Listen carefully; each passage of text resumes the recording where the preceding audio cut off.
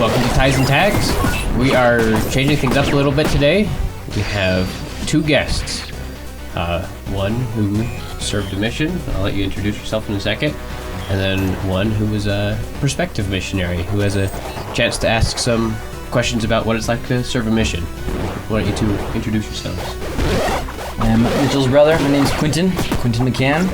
I served my mission back in 2010 and went to the Brazil Maceio mission.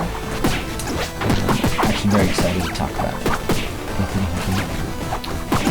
I'm Dylan, youngest brother, and I might go on a mission. And that'll change from might to definitely might. Alright. Well, okay, we are playing Crawl.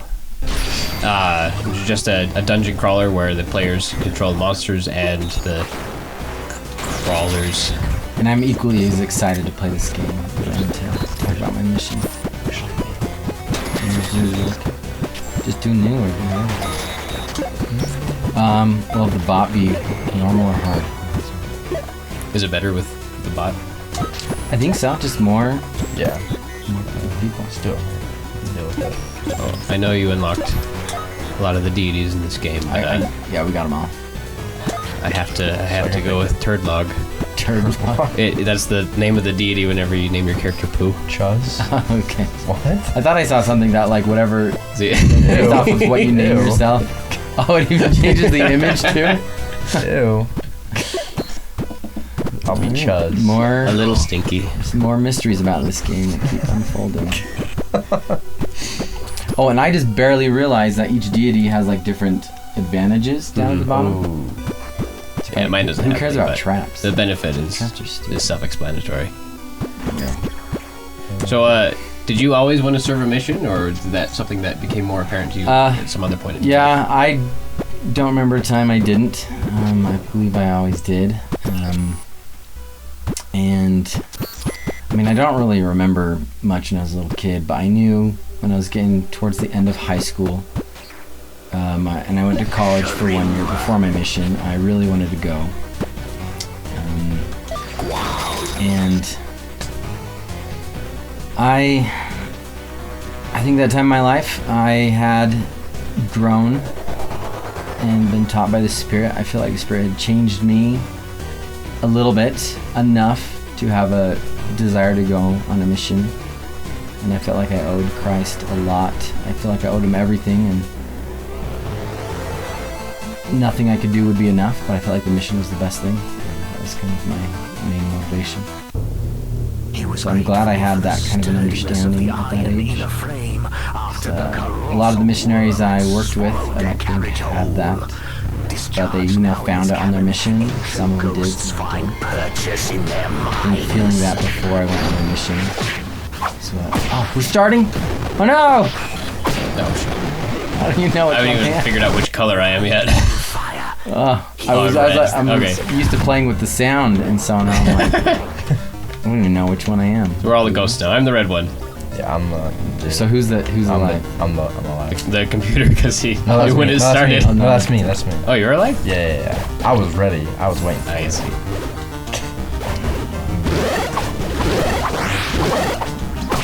I didn't realize, like this, my little floating demon girl, her special move heals monsters and even you guys. Oh, really? Yeah, so that little crack I put in the ground, if you're a monster, go on it and it'll heal you. That's not good. So, do you remember the day you opened your mission call?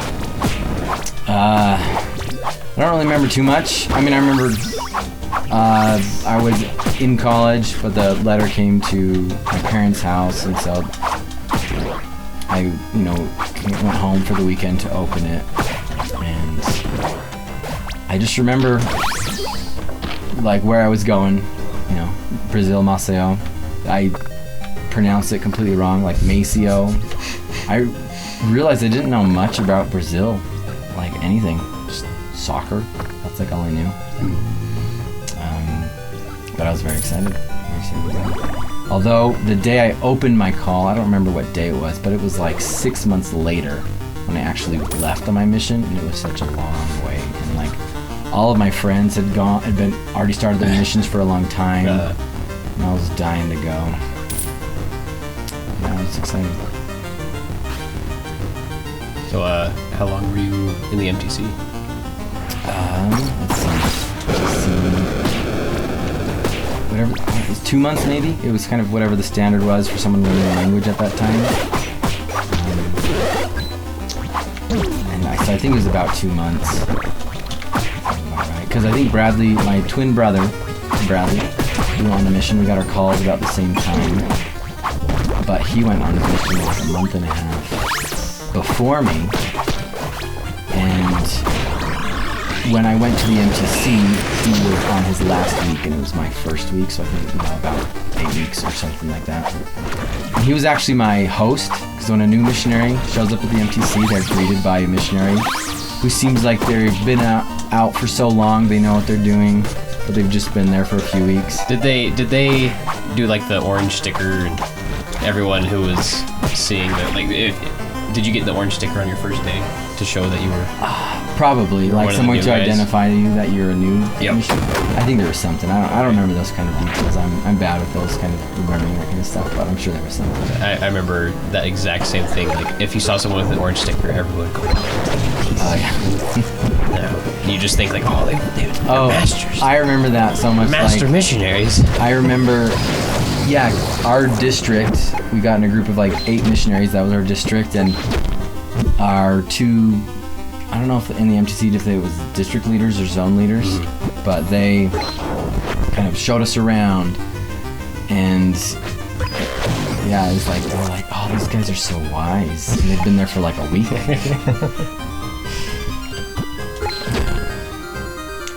But Bradley was my host, so he welcomed me, and he's crying because he like saw the family again, and I was like, let's just go, because I was so ready. And then he got to like show me around, and then his district, the monster's mine. No! Dang it! Is that you or is that me? So his district, when they saw me, I was like a celebrity to them. They heard a lot about you already? Yeah, they had heard about me a little bit, but I think it's mostly like in the MTC, you get pretty close to the missionaries in your district, even just a short number of weeks. And so they were all close to him, and I was like, who are you guys? Like, get away from me. And they wanted like pictures with me and stuff. It's kind of fun, but it's just fun. And then like when we're eating, they're just like all watching me eat. Just to see if it's everything they heard about. They got to see the legend in flesh. But MTC, I don't know what your experience was. Everyone has very different experiences with the MTC. I'm one of the missionaries who loved every minute of it, even the food. Like a lot of people complain about the food. Like, I don't know. I was just excited to be there, and I felt like I had a pretty good attitude. I didn't really have expectations to get crushed because I didn't have expectations, and I loved every bit of it. It was fun. One thing I thought was interesting was I became friends with people I never would have become friends with in any other like situation. And that's very true from my experience. Yeah, like when you think about like high school, all the different types of group of people who are separate, they're all in there in the MTC, and you're kind of like at first like forced to be everyone's friends, but then you actually become everyone's friend. Well, most part. A few people who don't always get along, but I felt like I got along with everyone, and it was a fun experience. Yeah, it felt like everyone in my MTC district was just so into football. Oh yeah? That is all everyone talked about, and like people from different high schools in Utah would know the strengths and weaknesses of the other people's high schools. Oh yeah. Your high school had a great defense. And, like, I remember you being on the offensive line. And I was just like, I don't know what you're talking about. This is so outside the realm of any conversation I would ever have. But then I ended up being really good friends with those guys. Yes. Dylan's doing too good at this game. Well, I don't have any wrath. I can't upgrade any of my Well, monsters. it's because you've been leveling up as a human. Oh, you need to start talking so you can play worse. 'Cause I'm like not even. I'm still haven't multitasked yet. I'm like barely even paying attention. Just listen to your what's going on. story. Any standout memories from the MTC? Let's see. MTC. This is you might think this is kind of funny. This is there's a lot of those little traditions that kind of get passed down. Yep. I don't know. Did you have like those highlighter or the way you mark the scriptures that you hold them up and they kind of look like a lightsaber? Those kind of things. Oh. There's like in the store you can get these little. It's like a almost mechanical colored pencil for marking your scriptures, and they have like these little lead sticks, kind of like a mechanical pencil, but a little thicker and colored. Like twistables? No. Imagine a mechanical pencil, but you can. You know those pens with like the 5 clickers that are different Yes. colors? It's kind of like that, Alright. but like a colored mechanical pencil. So one pencil that has different colors, you load it with like lead from a mechanical pencil that's colored, but it's a little bit thicker. And those little things have like a little silvery handle to it or something. If you take a picture of yourself, but you hold the little lead piece right in front of the lens, and the person's really far away and they're standing like this, but just the lighting makes it look like a lightsaber. Okay. So there's like little things that you hear that people did, and you see them, then you do it, and it just kind of gets passed down. Right. One of them was, and this was the thing Bradley mentioned, like in an email, I think, or a letter, with the ironing boards. I don't know if you've done anything with that. There's these ironing boards that are. Oh, see, that's the guy I was talking about. Oh, it ended. Who went down? I'm not fighting you. I was gonna die. Who went? But that was the. I was tax telling him collector. about. Yeah, I don't know what it is. The Quintin. Yeah, something like that. I was trying to tell Mitchell. I don't think he's ever sorry. seen it. I looked it up. Oh, you did? Okay. Yeah, but you never played it. I have not. Anyway, so there's these ironing boards in like the dorms. They're like folded out from the wall. They're like built into the wall. Yeah. It's like, and what they would do is you'd lay on the ironing board, I think, and you have your suit jacket kind of hanging over it, and someone would take a picture, and so you're kind of covering the ironing board, and it looks like you're floating almost, and they're like posing like they're in the movie The Matrix, and they're like fighting and stuff. So Bradley told me about this thing. If you get on these ironing boards, you can do that. But all he said was ironing boards, and not every building was the same. But I guess most of those had those built-in, strong, I guess can hold up hundreds of pounds of weight ironing boards, and most ironing boards aren't like that, including the one in my building. My building, they just had a regular old ironing board. And so when I saw the ironing board, I was like, all right, my brother said we could do this and take photos. So I jump on the ironing board, and it immediately collapses and breaks like a regular ironing board would. And I was like, oh crap, what? Did anyone doubt you, or was everybody like, oh? I can't remember. Probably like, what are you thinking is going to happen? And then I talked to Bradley about it, and I'm like, it didn't work.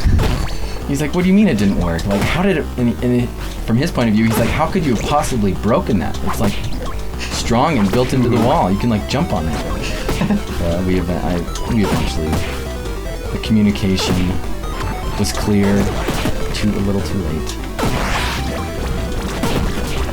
For some reason, that's like my most memorable story. Very good one. I have memories of us just trying to learn Portuguese, and we all stunk at it. And it's, those one times where you just start laughing and you can't stop yourself. Especially when you're in a situation where laughing's inappropriate and it's just worse. I have one of those moments. It's like one of the missionaries in our district. Usually we're like all chatting and learning and together, but for some reason we're doing some practicing reading in Portuguese where we're just taking turns and it's kind of quiet while one person reads. And one kid was just struggling with his Portuguese, and I'm just like trying. I'm laughing so hard, but I'm trying to do it silently behind the pictures. And I couldn't hold it in, and I felt so bad.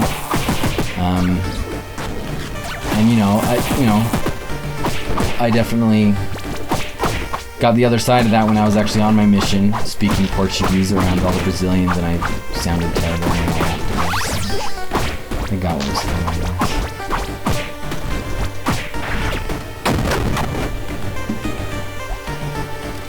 Though one thing, so when I got my call, there were a lot of missionaries at the time who were supposed to go to Brazil who never got their visa. And so I was supposed to go to the MTC in Brazil. Oh, okay. But I didn't get my visa, so I went to the MTC in Provo. And so did so many missionaries who were supposed to go to Brazil, so they didn't have a lot of Portuguese-speaking teachers. My first MTC teacher went to Romania on his mission. So we learned Portuguese for a little bit, and I learned a few Romanian words. Okay. But then eventually they got more Brazilian or Portuguese-speaking teachers. But I did get my visa. So half of our district got their visa like after the first month, and they got to go to the MTC. The rest of us were all sad. But I got mine on the last week. So my very last week, I went to Brazil, to the MTC in Brazil, and it was pretty cool. The MTC there is like half outdoor, half indoor. It's a lot smaller, and there's like security guards with guns on the outside. And all the missionaries who went straight to the Portuguese MTC, even though they were there for just like 2 weeks, their Portuguese was so much better than mine. Oh, yeah. And this was my last week. So I'm like, oh no. And then every once in a while, just for like practice, we'd go out of the MTC and just talk to people on the street. And finally, I talked to people on the street, and it was the first time, and oh man, it was so poorly, but it was kind of cool because I actually like could communicate a little bit. Someone gonna? Oh, look at my weapon. See, you get like cool weapons sometimes. Oh wow. Is that from your weapon, or is that from the? No, it's just the one I bought. It's just the. So, I have a question for you, but before we move on from the MTC, Yeah. I just wanted to mention that I got a little bit of Bradley in my MTC experience too. Because did you have TRCs where like someone pretends to be an investigator? Yeah. Like where they're learning about the church, and then 99% of the time they're someone who's hired and just is pretending. There were these. there was a companionship in my district, and they were talking about how convinced they were that the fake investigators were real. And I was like, so funny. wow, that sounds awesome. They're like, yeah, she committed to be baptized yesterday. They showed me a picture, and it was Bradley's ex-girlfriend. Oh, are you serious? No way. That's so funny. And I confirmed it because I saw her later, a couple yeah. days later. Oh, We man. recognized each other. Because I remember being told, it's like, you guys are going to go to the TRC or something. Mm-hmm. They're like, you're going to go teach some people, and, they're volunteers, but you never know. Someone might be a real investigator. I think they, like, say it that way. But We actually, like, went and asked the people at the desk, like, how many are Like, has it actual actually investigators? And happened? they said, Oh. that's what they told us. 3 out of, like, I don't know 1,000. how many. Okay, I got one more MTC story. You're involved in this one. I think you might remember where I'm going with this. So I was kind of lucky enough to. There was general conference while I was at the MTC, and I signed up to be a part of the missionary choir. So I got to sing missionary choir with my companion, who was my companion Elder Hinckley at the time. And let's see. During this time, my older brother Jacob had just barely got back from his mission. So he was finishing his mission while I went to the MTC. So I wasn't going to see him for like 4 years. But he was back during General Conference. And he knew I was going to sing because we communicated through emails. And so after General Conference was over, missionaries get back on the bus, and he somehow tracked me down and found me. And I hadn't seen him for 2 years. I saw him for like 10 seconds and then got on the bus. We both like cried and hugged, and I got on the bus and left. And Mitchell was standing right there the whole time. I like didn't acknowledge him at all because I had seen him a few weeks ago, and I hadn't seen Jacob for 2 years, and I was just there for like 10 seconds. and we didn't even say anything. I was like, Jacob, like what? And he's like, you'll be a good missionary. And we just like hugged and left. And I don't think I even looked in Mitchell's direction. Wait, I mean, I didn't. Do you remember this at all? I do remember. I know I didn't mind. Jacob and I knew the goal because from our perspective, we, conference ended and we're like, okay, where's he going? So we tried to like find where all the white shirts and ties. Glad you were understanding. Yeah. We tried to find where all the white shirts and ties were going, and we eventually like ran outside and found the big bus that you all came in. Yeah. And just sprinted over to the bus before I left. Yeah, you got there just in time. I'm glad you. Hey, I've never seen that before. What was that? Yeah. Ectothermic slime. Oh, my glasses.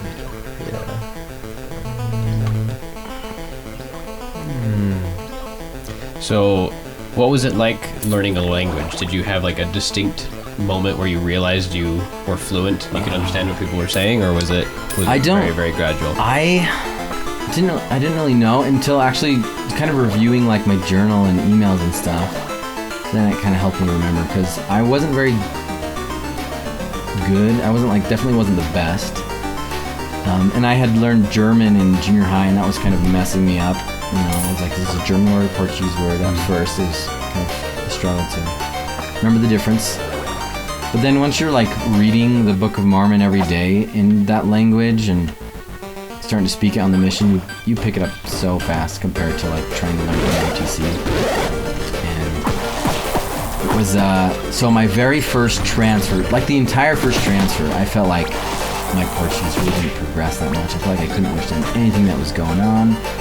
I'm just like useless to my trainer. And I even remember there was a couple we met and taught, and we had a pretty good relationship. Even I had a pretty good relationship with me, even though I felt like the communication, at least in my memory, wasn't very good. And I was there for one transfer, but then on my fourth transfer, I did splits, and I went back to that area, and I looked at my journal, and I talked about how, because in my first transfer with those people I met, I could barely communicate. And then my fourth transfer, I'm back in that same area with those people, and suddenly I went like on a split with just a young man. And so like I was leading the discussions, and while we're walking, I'm talking and joking with him and teaching and visiting these people from my first area where I couldn't even like say it, like understand anything. So I guess about the time my fourth transfer, I felt like I could survive on my own, and I could lead and stuff. All right. It was a struggle, especially like I don't think I ever passed as a Brazilian. A lot of Americans do, with if they have a good accent and stuff. I don't think I really had a good accent. Yeah, it's kind of cool to experience that, because my Portuguese is not very good anymore. And some people will like keep it and maintain it after the mission, and I did for a while. But now I'm like, if someone tries to speak to me in Portuguese, I'm just like embarrassed, and it's not very good. I mean, I can understand and you can talk, but it's just not as confident in it. Who's the human? He's a chicken. Chicken there. I didn't notice what level you were. Were you higher than level 10 or just level 10? I think I'm like 11. Oh my goodness, there's so many.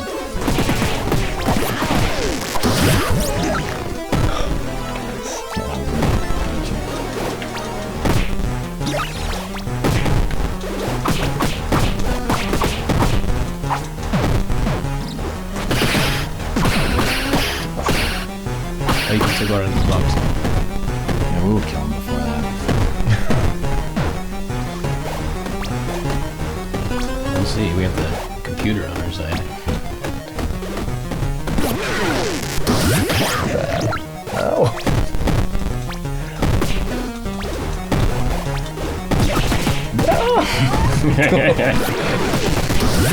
So I don't know how you felt on your first transfer, but I you know, they say like culture shock. It was definitely like that for me. And part of it was because, I think the biggest issue was because I just couldn't speak and communicate well, and that just kind of made it harder. Was your first companion an English speaker? He was American, and that was very good for me to like ease into it. But we probably spoke too much English together. We probably should have spoke more Portuguese, because when my second companion was Brazilian, and when we first met, he said that later he told me that when we first met, he was mad at my trainer because of how bad my Portuguese was. But with my second companion, I was with him for 2 transfers, and he helped me.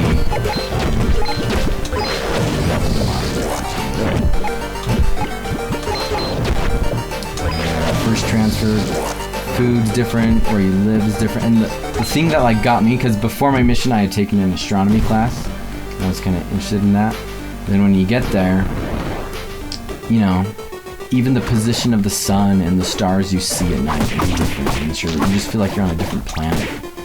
Everyone speaks an alien language, and the sky's different, food's different, weather's different.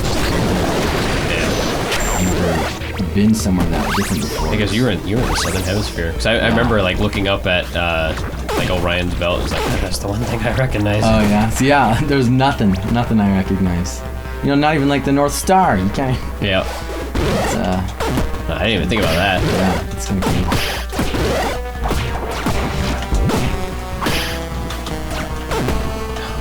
I'm level 5, and everybody's monsters are like, all strong because of Dylan. I'm still like half paying attention to the game.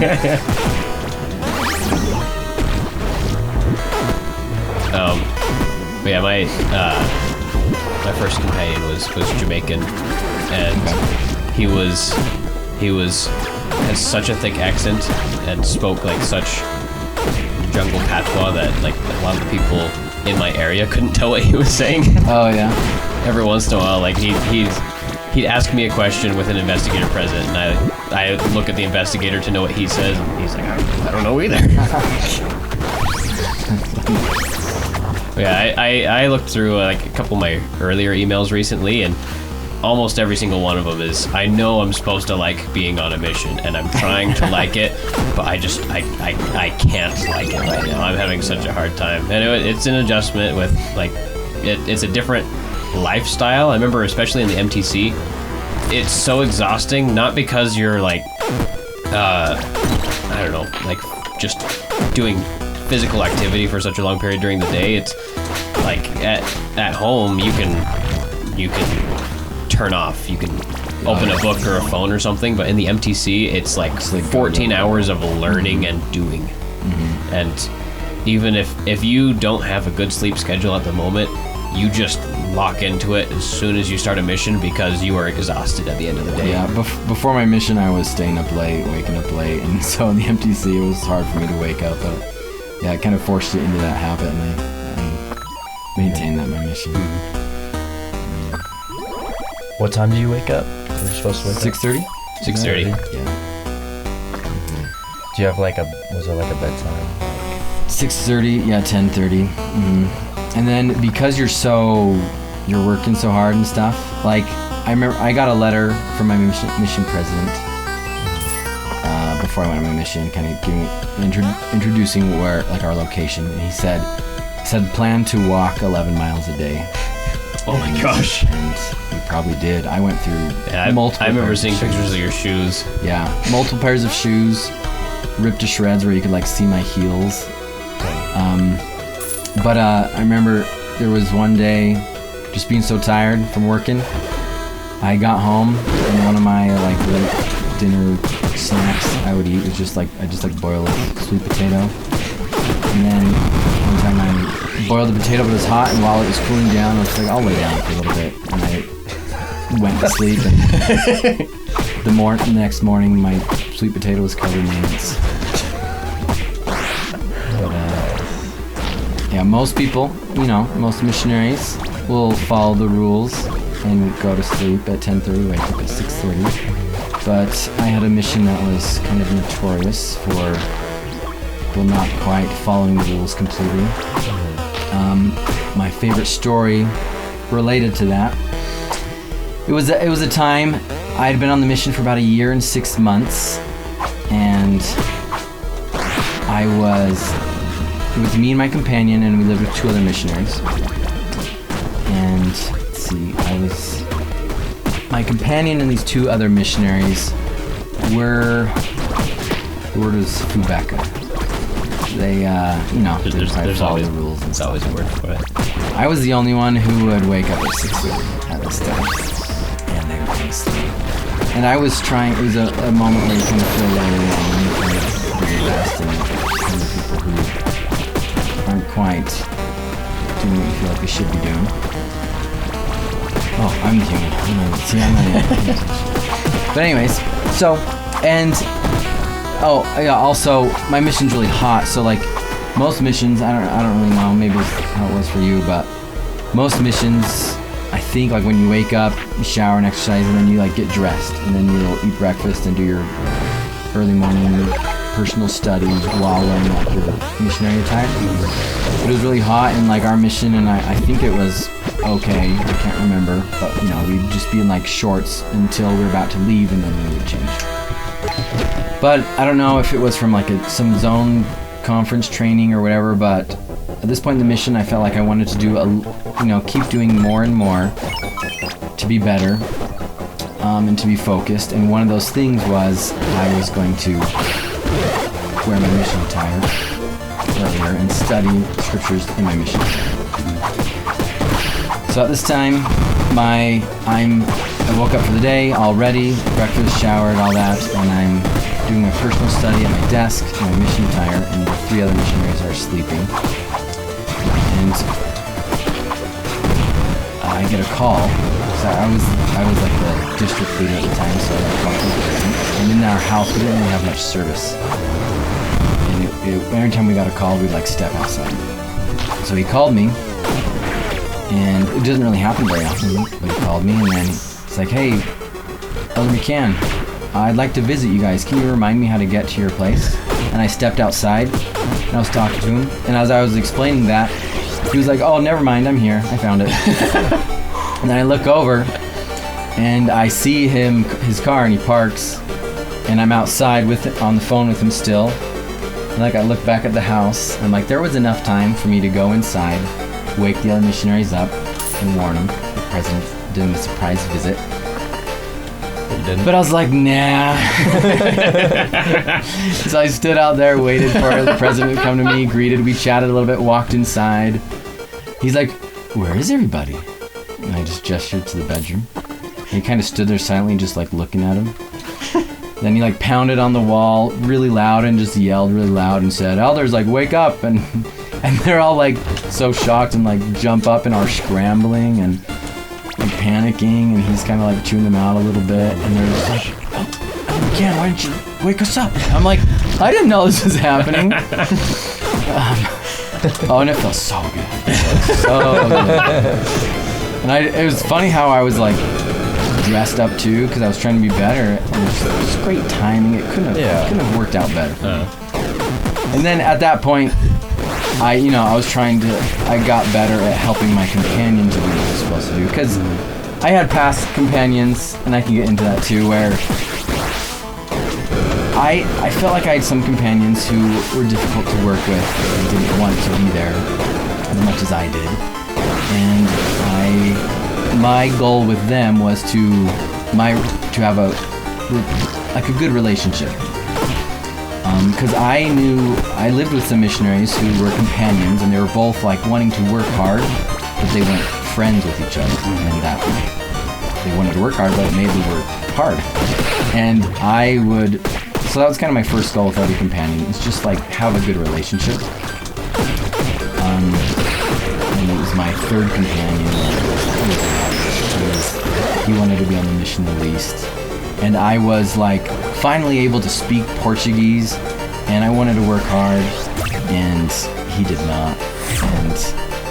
But I just felt like I needed to kind of compromise and just maintain a good relationship. I didn't want to be like arguing with my companion and trying to teach a lesson. It just didn't work out anything. But the funny thing with him, he would also sleep in. So I got like 3 hours of personal study every morning. But I got to know the scriptures so well during that time, and I was very grateful for that because I had read the Book of Mormon completely, like at least once before my mission, and I had read, bits and pieces of whatever you learned in church and the seminary from all the other canon scripture. But 3 hours a day every morning, I got to learn the scriptures a lot, and I got to really be familiar with them, and it helped a lot teaching lessons. And there was a neighbor kid. He'd come in every once in a while and like color. I gave him crayons. He's like a 4-year-old kid, and he'd like sit at my companion's desk and like color. Really? Yeah, he'd like color while I'm studying sometimes. Did you ever have mornings where your companion woke up and you're like, oh, you can do like another 30 minutes? No, I don't do that. Okay. That's funny, because that really describes my experience at the end of my mission. My last area before the transfer calls, I was really anxious, like, where am I going to go? What's the end of my mission? I'm probably going somewhere different than my current area. And so I said a prayer and said, Heavenly Father, I'll go wherever you want me to go, even if it's in this place with this guy. That's exactly what happened. Because I did a trade-off with the companion that I mentioned, and I could tell that he was having a hard time being on the mission. He's a really great guy. It was just the end of my mission, and I knew like I would struggle if I was with someone who wanted to go home as bad as he did. But so it was a similar situation. Everyone generally wants to be good. And when you're on a mission, you want to be a good missionary. And like people kind of struggle with those feelings and deal with them in different ways. But this guy had a really hard time, like having a desire of being on a mission, but he still wanted to be a good missionary. Like he wanted to try, and so he'd sleep in pretty often. We'd set goals together and talk about how I can help him sleep in less in ways that won't make him incredibly annoyed. And our solution eventually became. Did you have like DVD players in every missionary house? Yeah, like a little portable. Yeah, so like we had one of those. There was a guy on our mission that wrote reggae songs or like missionary parodies of like hip hop songs. Hey, we had stuff like that too. And my companion hated all of this guy's music. Oh yeah. So he's like, okay, turn on Elder Menlove's rap song. Blare it as loud as you can and put it on the other side of the house. So he'd have to get up and go turn it off, and that would get him out of bed. Do what you gotta do. Yeah, but he like it's hard being a missionary, and it's hard like knowing you want to be a missionary when it's just like it's not the most fun thing every day. But yeah, but like I don't know. I think it's if you can shift your perspective, it can make like sure a mission's hard, but don't make it harder than it needs to be. Right. And the way missionaries make it harder than it needs to be is by not like being all in. Like if you are all in, I think the mission's easy, and if there's hard stuff, you recognize that those hard stuff is good for you and it helps you change. Like, the missionaries I saw struggled were the ones who just weren't all in. They weren't willing to commit to like following the rules. They weren't willing to commit to work hard every hour of the day, and they, like this one. I had a companion. I don't know if he got it from home or bought it somewhere, but it was one of my companions who was the best. He had like a PSP under his bed. Really? Like, I don't think he ever played it when we were companions. I never saw it, but depending on whoever his companion was before that. Actually, he probably played it aloud with his companion before that. I forget to say, because one reason why he became, I can't remember if there was a lot of emergency transfers in my mission. And I don't remember if this was one, but when I first met this companion, at the time where they were sleeping in my mission, was that me that day? No, I wasn't even paying attention. Dylan wasn't paying attention, so I turned into a blob and killed him. Okay. My that time where the missionaries were sleeping in and my mission president came, my companion at the time, when we first met, he was very sunburned. The funny thing is, like, we're out in the sun every day, so like my skin's just used to it. Right. But he was sunburned where the missionary wouldn't be sunburned because he had got in trouble. And that's why. So we were actually in the same MTC group, but he was my junior. I don't know if he was a senior and then kind of got like demoted back to junior, or just never was senior. But this happened 2 separate times where I had a companion who was in my MTC group out on the mission the same amount of time as I am, ended up being my junior companion 2 different times. And like I said, I don't know if he hadn't been senior yet, or if they were a senior and then kind of went back down to junior.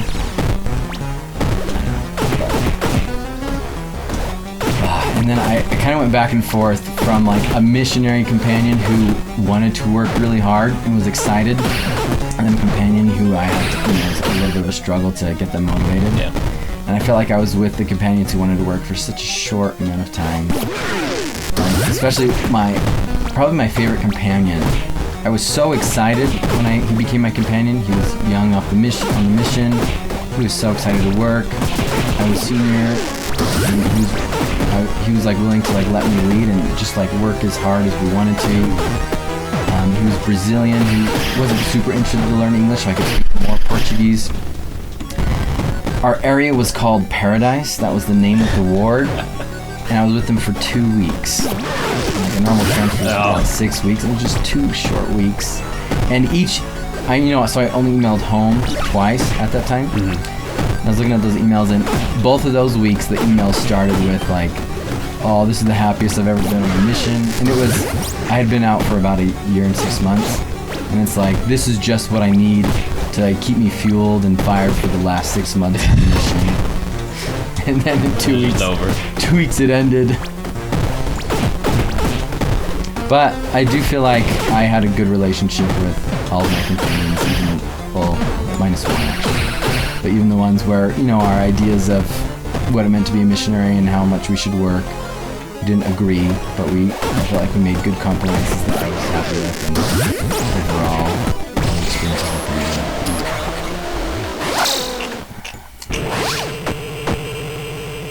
good. But now I'm thinking of that my third companion, probably the one I struggled with the most.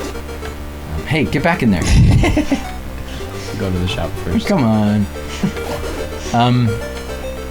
So the companion who would sleep in and the little neighbor kid would, be my coloring companion. This guy, he slept in a ton, but then also after lunch he said, he has to like take a nap because he'd get headaches because the sun was so hot, and whatever excuse he could come up with. And this was the last time I was a junior. He was my senior, so I kind of wanted to respect that, let him lead. And part of me was thinking, if I let him lead, that means when I'm a senior, my junior companion will kind of let me lead, and then we can work hard and stuff. So I didn't want to like just disturb that hierarchy. But anyway, so there was a couple times I was like sick of it, and there was one time I was like, we're gonna do some contests, we're gonna knock some doors, and he's like, no. I'm like, yeah, we're gonna do it. And then, I knock on doors, but he wouldn't even join me. He'd just be kind of by the road, folding his arms, grumpy, just like waiting for me. And it wouldn't go well, obviously. And so that's when I was like, okay, I guess we'll, try to have a better relationship and try not to cause, a division between us. I felt like that was the most important thing. But I felt like he was just kind of a grumpy guy, and he didn't really want to go on a mission. He said he went. I think he went on a mission because like his sister wanted him to go, and he kind of eventually did. A little bit like guilt, and like I don't know. Everyone goes on missions for different reasons, and I remember in the MTC they were like, whatever got you here, it doesn't really matter. But what's matter is why you stay and like why you have a shift in perspective. And I felt like anyone who let the mission change them, they changed and they enjoyed themselves. But people who just were a little stubborn and just didn't let it change them, they struggled and it wasn't as fun. But anyways, this one time we got a referral from a lady who was a member and was a returned missionary. So you think you could trust her, right? With this referral because she'd been on a mission before. But anyways, we'll get to that in a second. As we're walking there, this stray dog comes up to us. And in Brazil, there's lots of stray dogs. Some are friendly, some aren't, but they're all gross. And I remember being taught, like, if you want a stray dog to go away, you just bend down and pretend like you're gonna pick up a rock, and they'll run away, because some people will pick up rocks and throw it at them. So you just have to, all you have to do is pretend you're gonna pick up a rock. But this dog didn't look mean. It actually looked kind of friendly. It was coming up to us. It wasn't really threatening. But as it was coming up towards us, my companion like got prepared and like wound up for like a big kick. He was gonna kick this dog like as hard as he could. And I'm like, but luckily this dog was more agile than he was. And he did this big kind of cartoon looking kick with like a big wind up. And the dog just jumped out of the way and completely missed. And it made him more mad. And so he goes to wind up and kick again, and the dog dodges it again. And then he does a third one, and he's like so mad. And then the dog like runs away. And it just looked a little funny to me, and he was like in such a bad mood, worse than normal. And we get to where this member and her friend were just kind of sitting on the curb, and we kind of meet up with them, and then immediately him and this potential investigator argue, and we're out of there in like 2 minutes. So they just argue, and because he was in a bad mood, and she immediately was for no reason too. Remember, we're just like introducing ourselves, and she just seemed like so grumpy and stuff, and we're talking about like our names, who we are, and I was like, because it was just a common thing, I'd say like, my name's American and I'm from America. People want to know and ask and stuff. And then she's like, we're all Americans. I'm like, oh, okay, yeah, I guess, but I'm from America. And it was just like awkward, and like anything we said, she like argued against, and yeah, they just like fought, and then we were out of here so fast. And then my companion was like really mad at the member for like, she's like, she wasn't a prepared investigator. Like, oh man. Was the member with you? At that time, yeah. Okay. Yeah. We met up there together. But I still had very good experiences during these transfers with this companion, and like I said, we had good times, and the work moved forward, and we baptized a really awesome kid who later went on a mission. Nice. It was really cool. And one of my most memorable kind of spiritual experiences was during this time. Was during lunch. We were invited to eat lunch, kind of like in a part member family's house. There was a young single adult who was an active member. I believe her mom was an inactive member, and I don't know if it was her dad or stepdad. For some reason I feel like it was a stepdad. And then her friend was there too. So we're eating lunch, it was normal, all good. And then after lunch we kind of start talking, sort of share a message. And her friend was kind of the one I was more interested in like talking with. I was talking with him a bunch. He was part of some religion, I think it was called like Spiritism. It was like, all I remember, they were Christian, believed in Christ. They also believed in reincarnation. I don't really know how that works.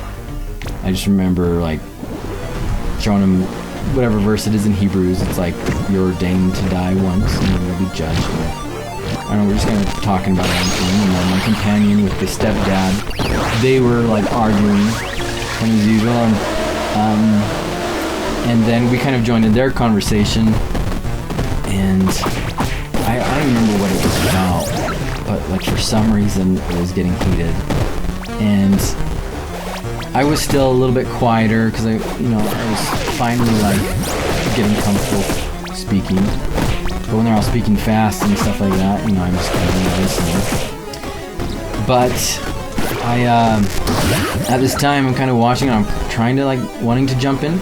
And the mom kind of saw that and she's like, hey guys, be quiet, he wants to say something.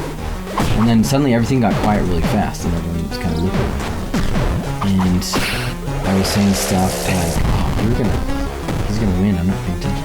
I didn't hit it once. He was, okay.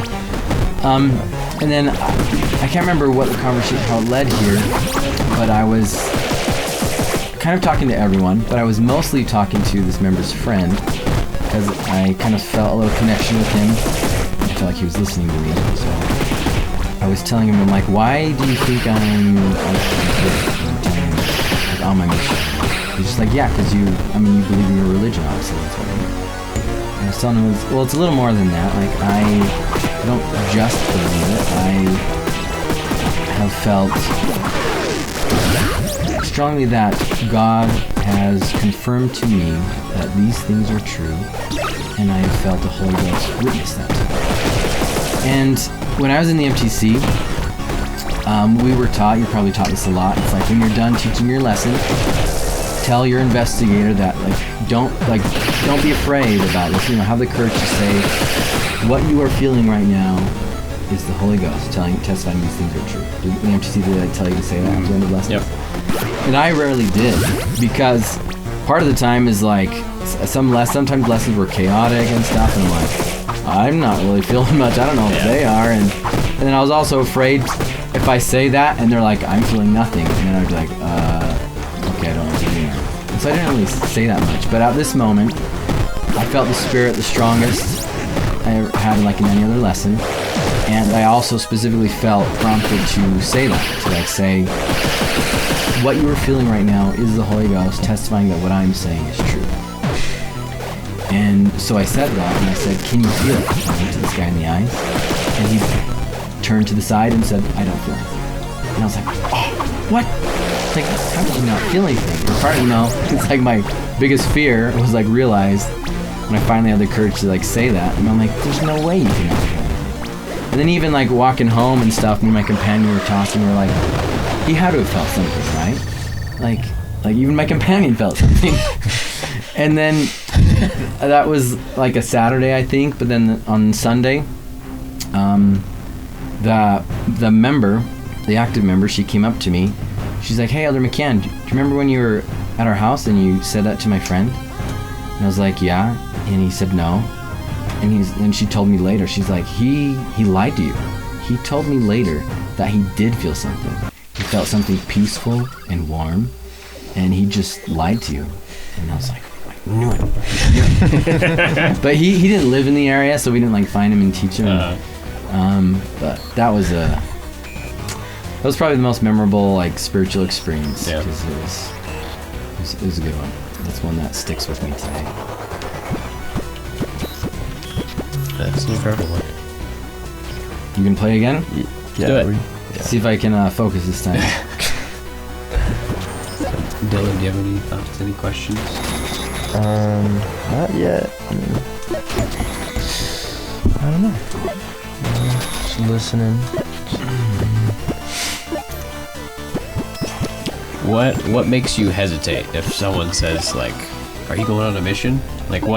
What's the first thing that comes to mind? You're like, oh, that's gonna be hard. Shoot. Well, I do have to finish school. That's another 8 months. I don't know. I have no idea. That's fine. I just don't know what I'm gonna do, because I want to go, but I still have school, and that's the next step. So I don't know what.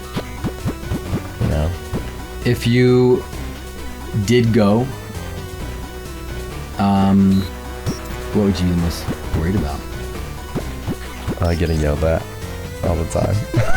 That's not that bad. You learn to embrace it. Really? Love it. Yeah, it's kind of you have a weird relationship with the people around you, because they know who you are. Yeah.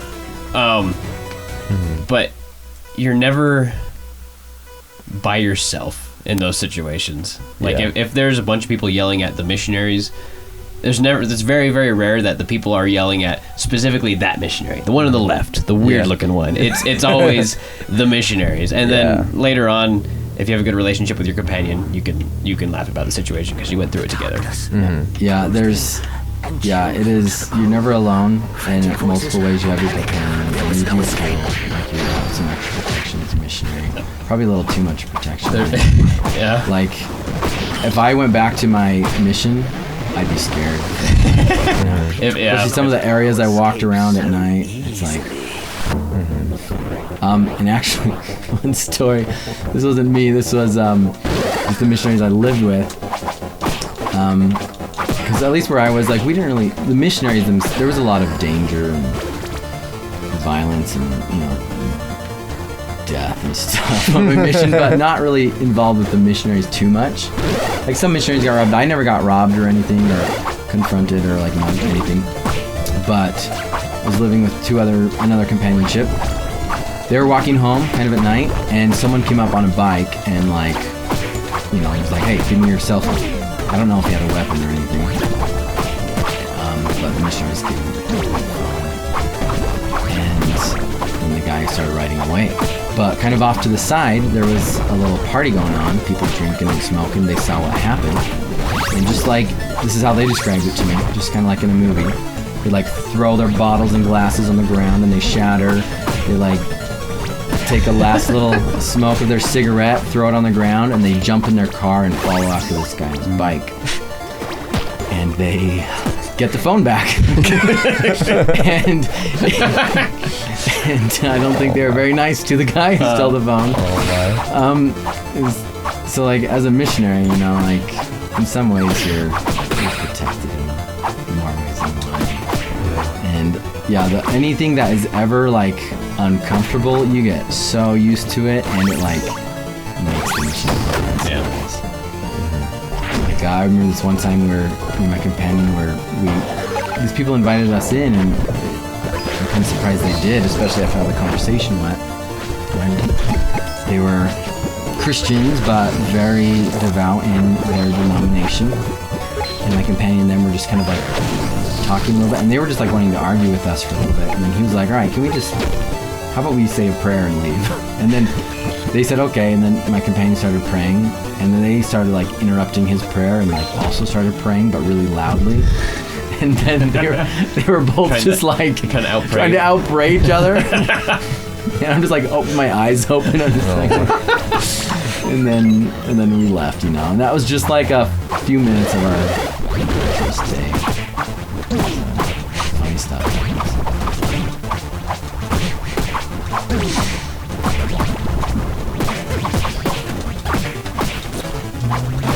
Who's this dumb little fish thing?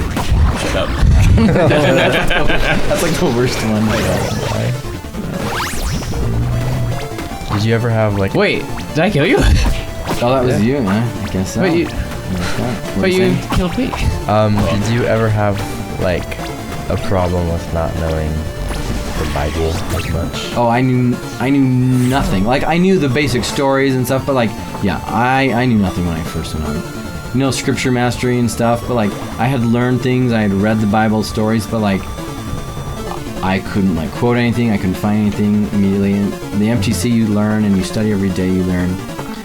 And it got to a point where like, anytime anything got brought up, I could immediately turn to the Bible and a verse and address it. Like, anything we talked about, I could like find it. And I was like a visual learner. I'm a visual learner type of guy, so like, my scriptures were marked in weird ways, so I would like recognize where the scripture, like the verse was on the location of the page, and like the way I highlighted it and stuff.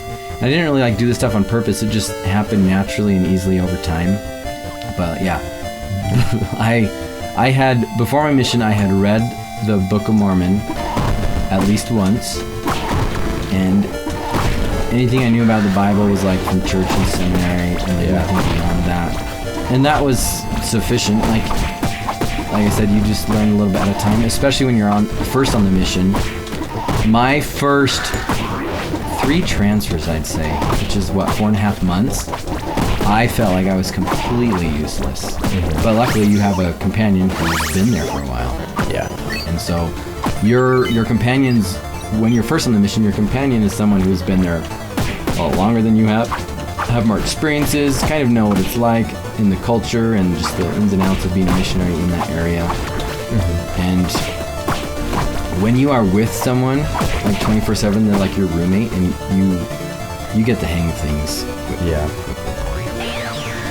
So yeah, no one knows anything, and even the missionaries who think they know stuff, like, they don't. Oh, yeah. They're all 18-year-old kids who know so little, and like we figured out. I was known in the MTC as like the missionary that knew the Bible, and I had no idea. You probably knew just like the scripture master. Yeah, that's it. Right, like not even that. Like we didn't have to memorize them anymore by the time I was in seminary. I didn't know them. I knew like 3 verses in the Bible, and was like, oh yeah, and this is the part in the New Testament where this Jesus thing happens. And everybody's like, oh my gosh. Like no one knew the Bible. There's no prerequisite for how well you have to know the scriptures. You just have to have a firm belief that the stuff that's inside them is true. Yeah, and I'd say I don't know if it even has to be like the most firm belief. Yeah. I would say the only thing you desire to really need, I think that's a good way to do it. Is like even almost like if you just have any kind of desire, even if you feel like you can't fully fulfill that desire, just like wanting to know if things are true, like you would like to go on a mission, but you're unsure, even if you just have a little bit of an interest, or like I wish I could be to the point where I want to go on a mission, that is sufficient to get you started. You don't need anything more. Yeah. And I'll also say that after you Was that me?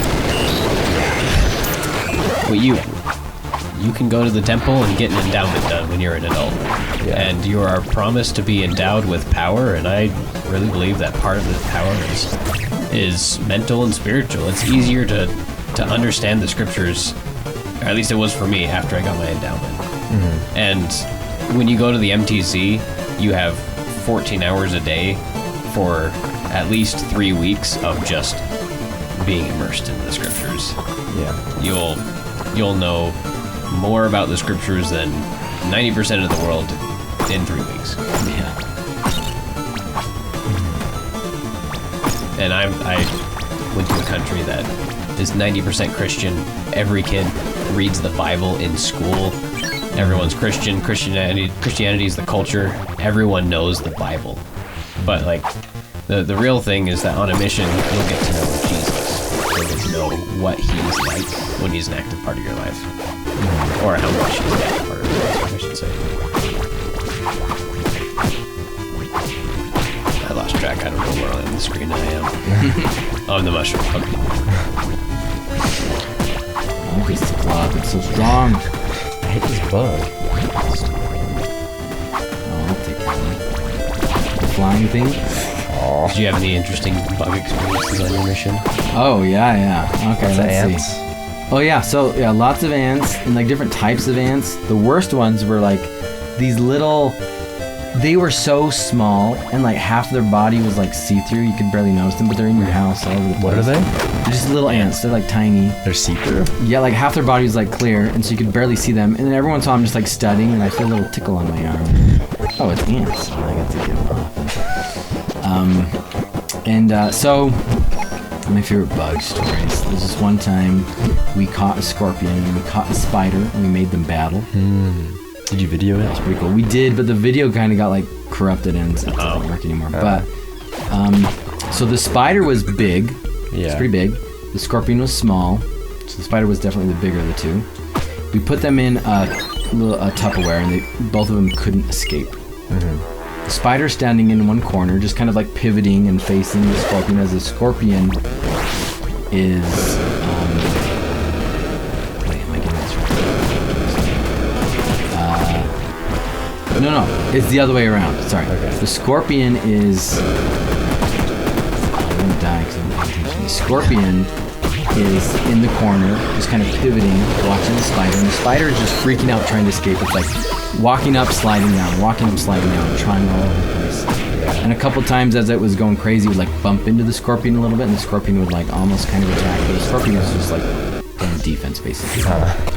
And then I guess at some point the spider just was sick and annoyed of the scorpion, so in the middle of its like frantic flailing and trying to escape, it just like turns around, jumps, like lunges at the scorpion and like tackles it, wraps its legs around it and like rolls, and then they're both just still for a second. Then the spider let goes and the scorpion's like dead, and the spider just like trying to escape again. Then so we're like, all right, spider, you win. You deserve life. You earned it. Another time, this was coming home at night. We had done working for the day. We had like an extra room, and so the room was just kind of like our big closet. That's like where our clothes were hung up and stuff. And I don't think it was my companion at the time, one of the other missionaries. He goes in first by himself, and then he just like screams and runs out. And there was the biggest spider I've ever seen on my mission. Who you know? Come read my handouts. Yeah. Is that what that is? Yeah, come just read them. They'll give you power. What? I don't Just read them. No. Get the treasure chest. No.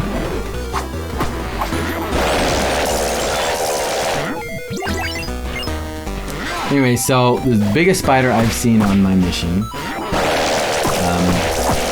Huge. It's like the size of a tarantula, but it like looks like a normal spider. Oh my gosh. Very creepy. And so, you know, 4 like 19-year-old boys were just playing around with the spider, like trying to poke it with a stick and jumping around and like recording. We're all like freaking out and scared, but like kind of messing with it. And then eventually we're like, okay, we gotta kill it. And my companion killed it by kicking it. The spider was big enough where you wouldn't step on it. You kicked it.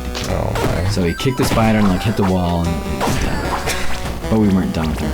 Fun. Oh my. So we took pictures with it. Like I put it like on my face, and then took a picture with I it. could never do that. We were like scared. I don't know if I can do that. It was creepy. So. Yeah.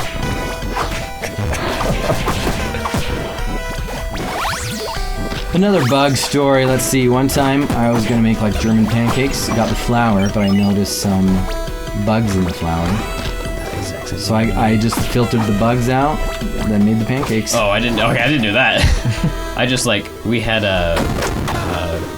like some corn flour that we'd make porridge with, and I looked in the bag that it was kept in, and it looked like an ant farm. It had tunnels all the way through it. Oh, really? And I like looked it closer, and I found the bugs making the tunnels. Like I'm not touching this.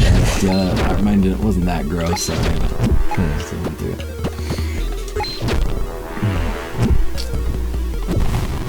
Let's see. So in Brazil, a lot of like city names or even people names are kind of related to the Bible. So, there's like a city called the Holy Spirit, stuff like that. I met a couple people named John. Really? Baptized 2 Johns, actually. Oh. But the first time me and my companion baptized 2 John, he thought it was funny. He called himself John the Baptist, basically.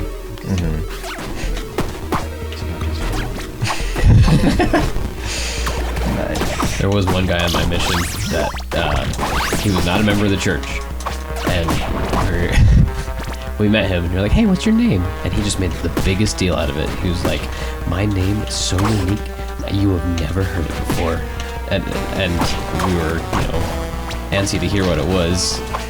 He's like, "My name is Lemuel." Oh, really? Yeah. And to be fair, I've never met another Lemuel before, but. You're like, hey! It just happens to be the one guy that's like, oh, my name is so unique. I'm so proud of it. Cool. That guy's in this book. Don't pay too close attention to what he does in the book, but maybe try to find it.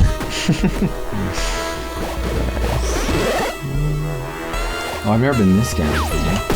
What is that? It's like a little Egyptian. Huh. Oh, like I just throw these little rats in and start attacking them. die.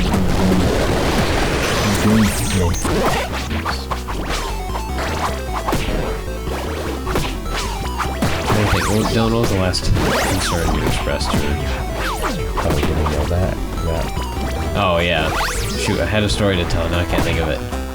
Well, my very first contact. I got yelled at. My very first contact. So when I first got on the mission, met with my president. He said, "All right, these are your 2 goals.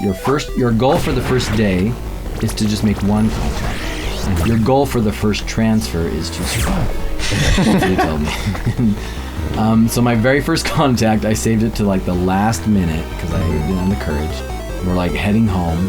It's already late. I was like, okay, there's like 1 person in front of me. He's the only person left. And this guy was drunk. And I didn't know he was drunk because I was such a new missionary. Like I couldn't tell what was going on. Right. This guy was very drunk. And I was trying to talk to him and he was saying all sorts of stuff. Like, I don't know what's going on. And he's kind of like chewing me out and I don't even know what he's saying. And my companion's just laughing at me. And there's people around too, kind of like at this like outdoor bar thing. And they're just kind of like laughing at me. And I'm just like trying my best. They're like, okay, I did it. Let's go home. That's my first contact.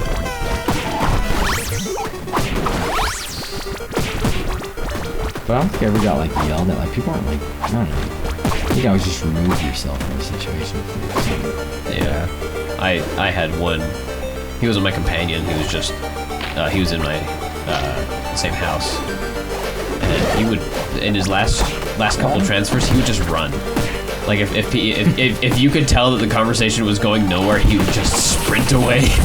His companion was like, "Oh, I guess I gotta chase after him." He used his time very effectively. I wouldn't recommend that for every situation. You might miss out on some conversations you wish you had, but he did not waste time. He just literally run. He would sometimes he'd say some sort of salutation, just like going, "See ya," and other times he'd just no words. He would just start sprinting. I'm not exaggerating when I use the word sprint. Did you ever talk to him about it? I mean, it was hard to question him at the time because he was on fire. It was his last couple transfers. He baptized people like crazy. He loved the people he baptized. Oh, really? He made sure that they were effectively retained, and he did the quirkiest things. But he was good. He worked very hard, very effectively. It was weird to watch. It was actually an interesting experience because so he was. At times, he was not the most obedient missionary. He's very charitable, very effective at like working as a missionary. But sometimes he was just like, "This role's in my way. I'm not gonna do it." And at the time, I was just like, "What?" I keep hearing all these things about like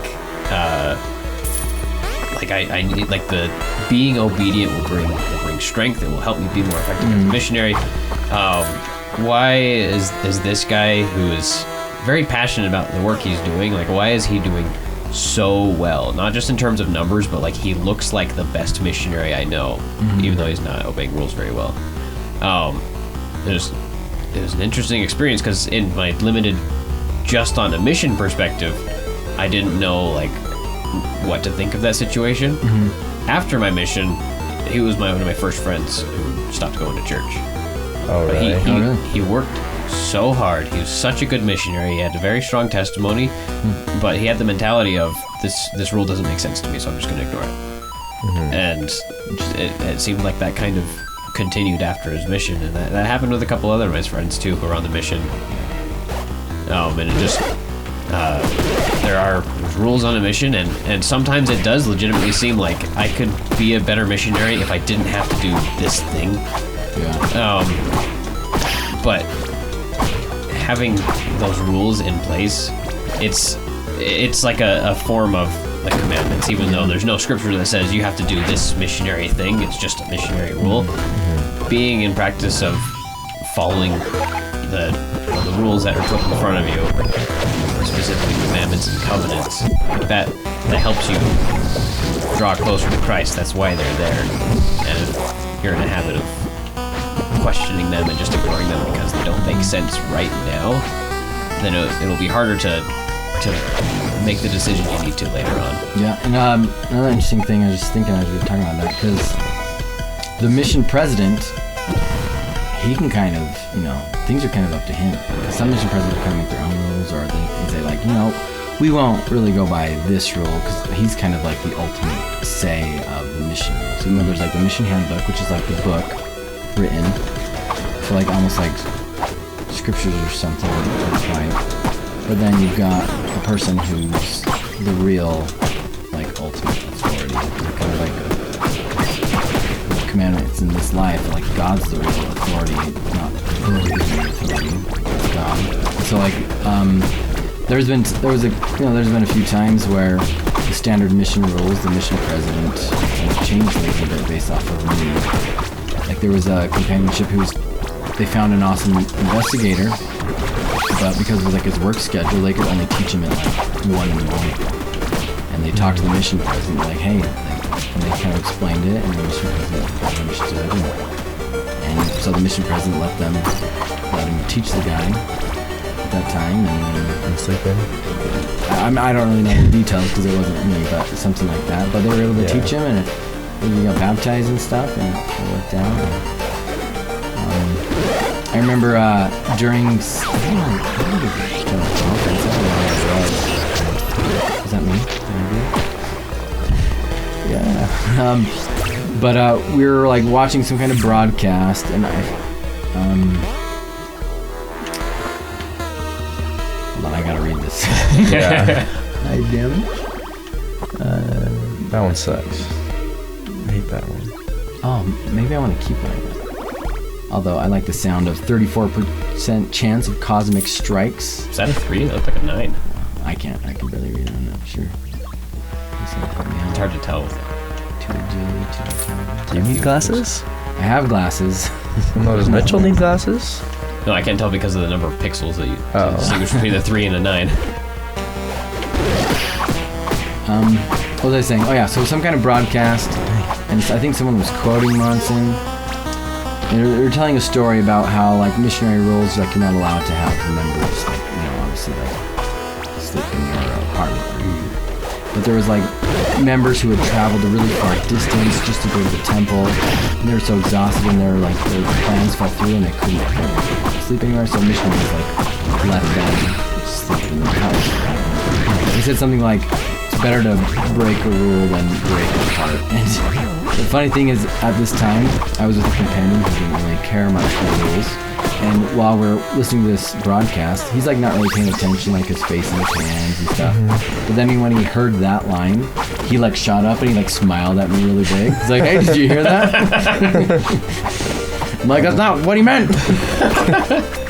Yeah, that does not apply when the person you're teaching is blatantly hoping that you would marry them.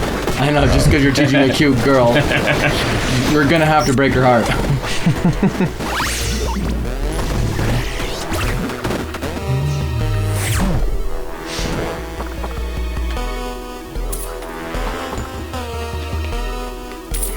So, what do you think stuck with you because you served on a mission? Like, you served a mission. What,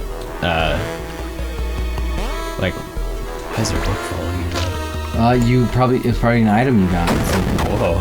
And one of the items. Yeah. Just the kind of what stuck with me. I guess how did your mission change you?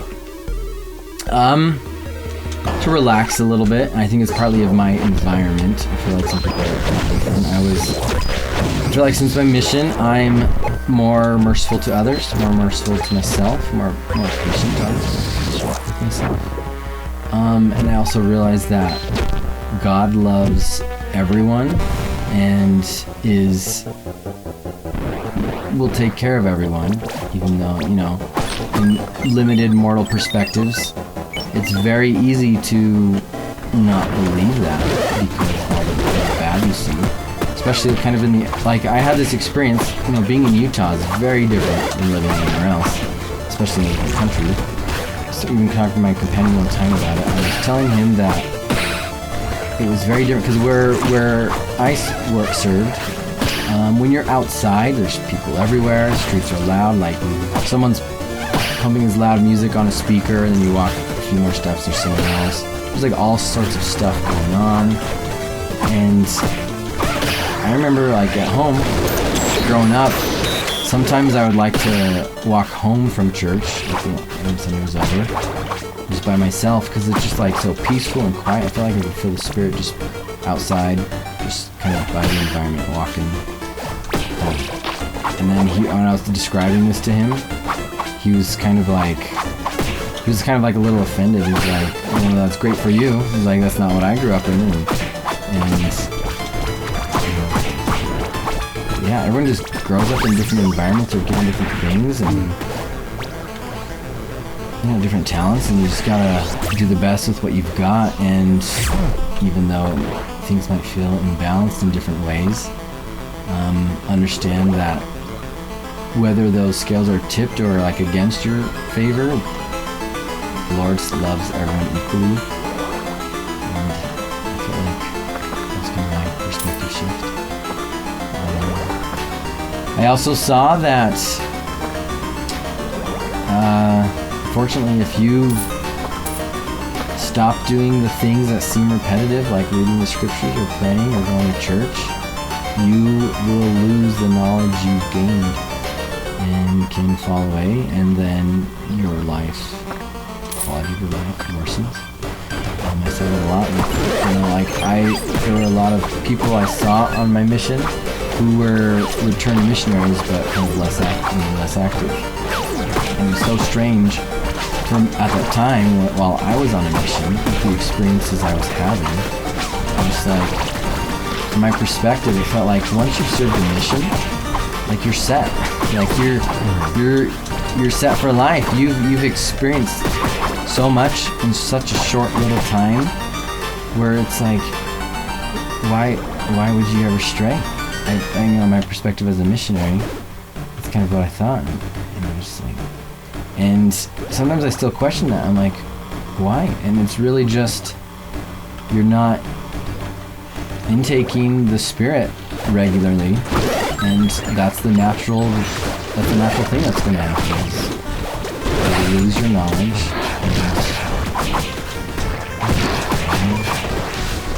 you change, you forget what you need. Like, somewhere in D&C it talks about, at least how I understand it, I don't remember which verse. Oh, I'm a human? How did I... Okay. This sword's awesome. Whoa. It was just, there's different ways to gain knowledge, right? Like studying, reading, or hearing, but somewhere in this D&C, I think it talks about gaining knowledge through obedience. And that's at least I don't think I'm making scripture. There's something in there. Does that sound familiar? I mean, I don't know if it's about like gaining light, like how what it sounds like when I read it is like you gain knowledge through obedience. And I feel like that's like the most important knowledge you can gain, is like through your actual life experience, making certain decisions, seeing how God responds to it and how it affects your life. And that's like more real than anything. And that, I think is like some of the best knowledge. And because that's spiritual knowledge, is gaining obedience, or gaining knowledge that the gospel is true, and the Spirit testifying that through obedience. And every time you're not obedient to God's commandment, you forget that more and more, and you suddenly don't think it's true just because you don't like feel it. And it's just a natural thing that's going to happen. I've got enough money. I'm going to buy some.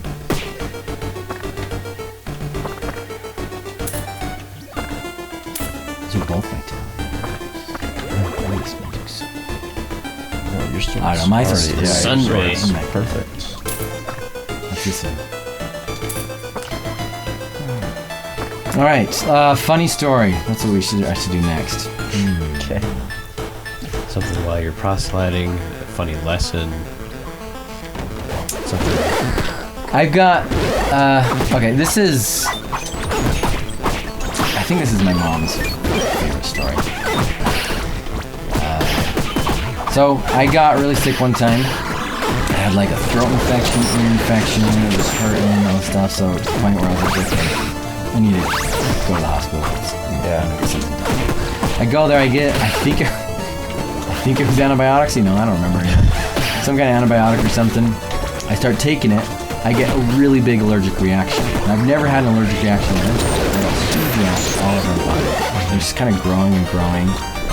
And then I was talking to the other missionaries, I'm like, what should I do? And it's it's bedtime already. Yeah. Well, they're like, well, we don't know what's going to happen to you, and we don't want it to get worse while you're sleeping, so you probably should go back. And so we go back to the hospital. It's like 11 p.m. and stuff. But they kind of check me out, and we kind of talk about what happened, and so their plan was they were going to give me a new type of antibiotic that hopefully I wouldn't have an allergic reaction to, but I also had an allergic reaction to. It was just smaller, so I just kept taking it. Yeah. I'm gonna go back again. But after I got checked out, they gave me some kind of shot to like make the rash go down. That was kind of the plan.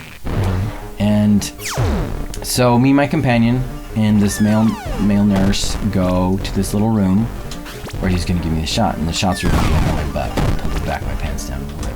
Yeah. Just as we're about to close the door, for privacy purposes, these two female nurses come like running in really fast.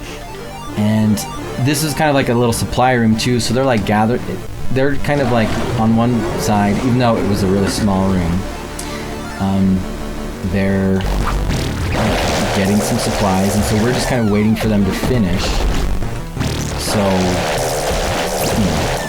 we can do our thing after they're done. We're standing there waiting, and they kind of realized that we were waiting for them. And they were just like, oh, like, don't mind us, just do your thing. I said, okay. I don't know if they knew what we were doing or what, but anyways. So then I pulled the back of my pants down, guys got a shot, those girls had a back from the rest. But then, as I'm getting my shot, one of the girls is kind of like slowly turning around and like getting a little peek. And then she turns back, and she does that a total of 3 times. Trying to be all subtle, but she wasn't subtle. And my companion is in the corner, his face is red, he's like laughing silently because he's watching her, and I'm watching him watch her. And suddenly she notices that we've seen her this whole time. Yeah. And then so she's like a little embarrassed, and she turns around completely and starts laughing, and then it makes the other girl laugh and turn around like, what's going on? And my pants are still like down a little bit. And it's like, I'm just trying to, heal from this rash and infection, and they're just laughing at my butt. And she said some excuse about like his underwear looked funny or whatever, but like it wasn't even like showing that much. And then mom's like, she just probably wanted to see what a white guy's butt looked like, but she was whiter than me, so I don't know.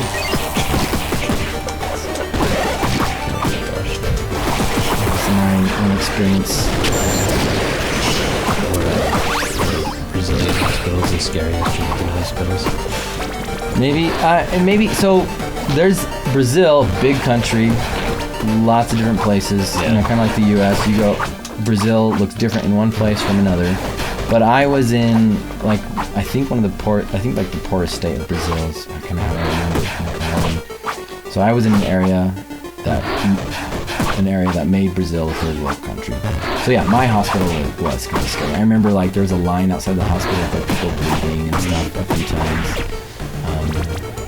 But like in the hospital was fine, and like my experiences were fine, but just definitely a little different. Oh.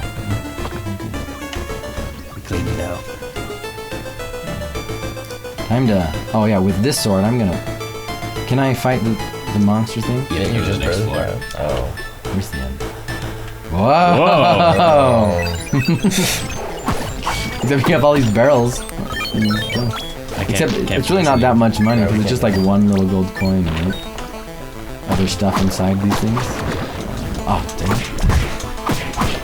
Yeah, but we don't get a stand chance with this.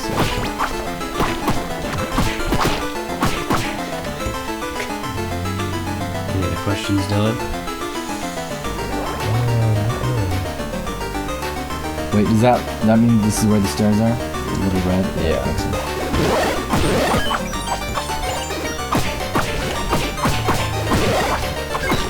I saved up so much wrath for this big fish. And it's just the biggest target. I save all my rafts for like that big white one. Oh, that one's not. Like it's big and it looks good, but Yeah, it doesn't do anything.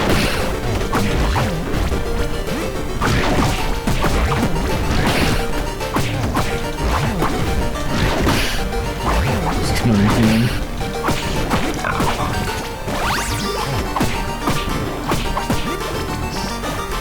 At any point, did you want to go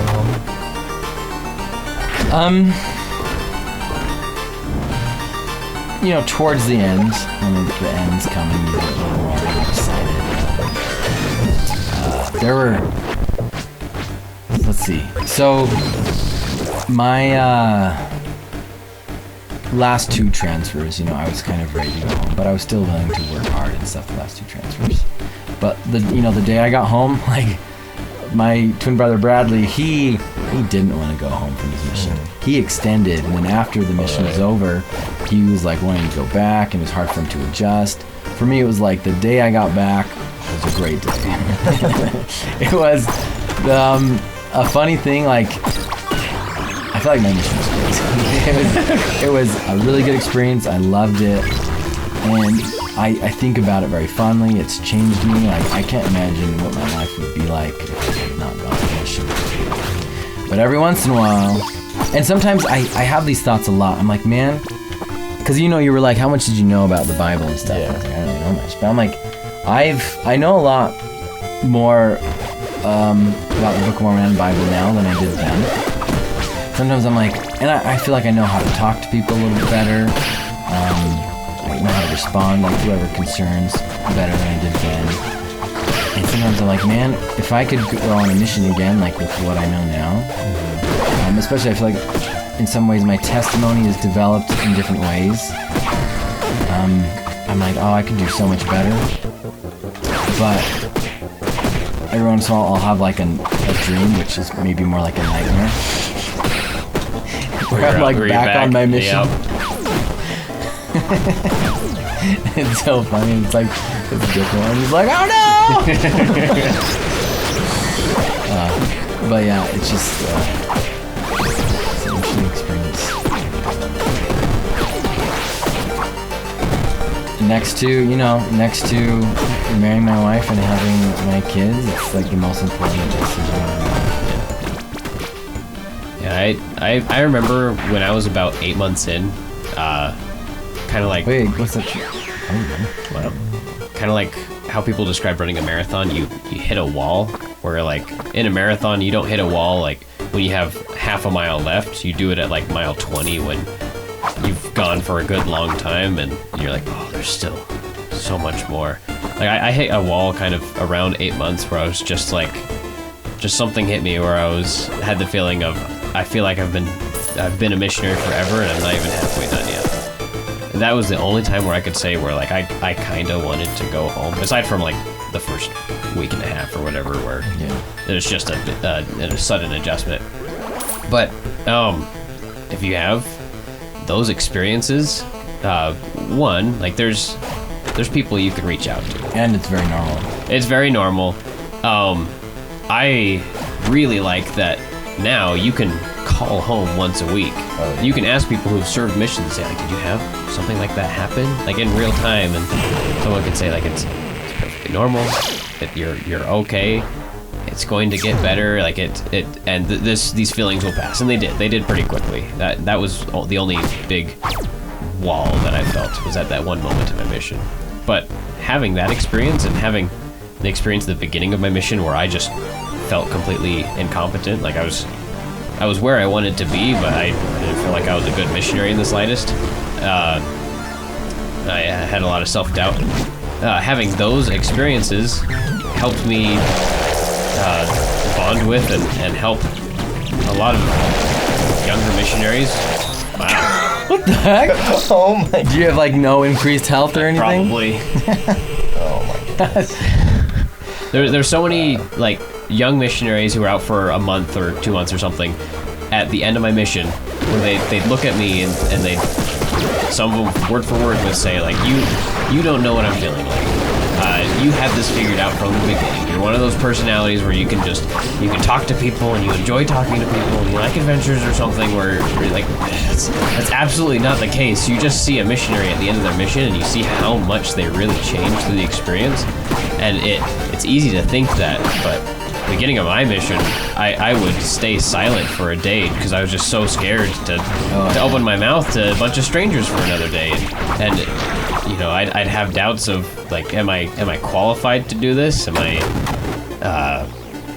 I in the right place? Would the mission be better off if I wasn't even here? Am I hindering my companion? I had a lot of thoughts like that, and it's so silly for people to come to you at the end of your mission and say, like, you had this figured out. You were probably like so excited to be a missionary from day one, and I wasn't. None of the things about a mission excited me. They were all scary. But I was so pathetic. I'm so glad I did it.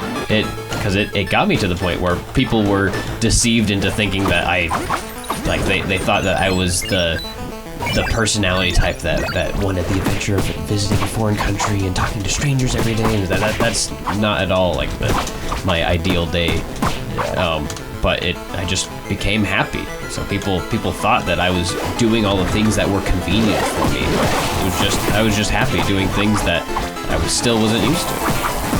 And I still remember my first transfer.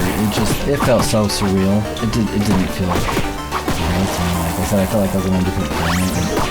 I remember looking at this dog, and like I was discouraged. I'm just like, you're the only living creature who speaks less Portuguese.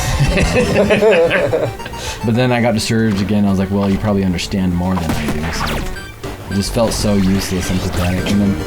But you just take it one day at a time, and suddenly you're just like, you're like the leader, and you have a missionary who's with you who doesn't know what they're doing. And you're just like, what? When did that happen?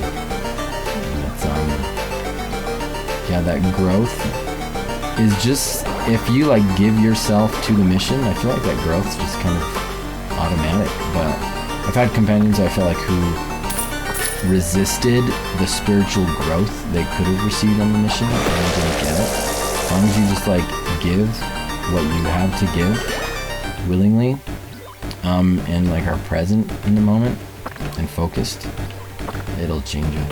Absolutely. Like one of Christ's names is the author and finisher of our faith, and you really experience that on your mission because it's easier to recognize Christ crafted this experience for me. There's so many moments on my mission that were so personal, and they could only come about because I'm placed in this companionship with this in this area. Like I had said this before on the show, but my mission cured me of my fear of driving. That's what I would tell people was my greatest fear before my mission. And I know that's not an exaggeration because someone asked during my mission, what's my greatest fear? And I said driving. Well, I remember that. I remember your story, right? Yeah, and then on my mission, I got sent to the area that I heard about in my first transfer that was just 100% driving in all of the scary, windy, narrow mountain roads where people are trying to overtake you while someone else is overtaking them. And I got sent there, and I prayed and asked, is that where I'm supposed to be? Because that's exactly the place I don't want to go. Don't do it. Don't do it. The answer to that prayer was yes, that's the area I needed to be in. So I was confident that the Savior had an experience for me in that area. And I didn't know if it was related to driving or not. But I tried to work up the courage and follow the revelation that the Savior gave to the mission president to send me to the spooky driving area. And then I took the driving test and had something akin to a panic attack and completely failed it. So I thought I lost the opportunity to get my overcoming driving experience, and I felt pretty crappy for a good chunk of being in that area. And then I went home, and American roads are clean and clear, and the lanes are wide, and there's lines on the road, and people aren't trying to swerve around me every second. And it just completely cured me of my greatest fear. it instantly. It wasn't a gradual experience by the time I got back. It was just done. And on the first time I stepped into a car after I got back from my mission, the Spirit distinctly told me that's one of the reasons I was sent to Jamaica, is so that I could see that Christ can remove my greatest fear from me. And everyone will have unique experiences crafted for them on their mission to give them blessings that are uniquely crafted for them to receive. They're unique challenges that everybody goes through, or something everyone needs that's very special to you, and so in some cases maybe the only way to, or the quickest way to deal with those challenges, receive those blessings, is going on a mission. Your driving story kind of reminded me of something. Roads were kind of scary and crazy there too. Did you ever drive, or was it just... No. Okay. No bikes, just walking, remember? 11 miles a day, I went through multiple shoes. So this one area, this is an area where my commander actually baptized the pastor. Wow. We'll talk about that later. Anyways, at this time... Oh, I didn't realize that was there was this guy we were teaching. He was a less active member when he came back. He, grew up in the church. He grew up in the church or was baptized very young.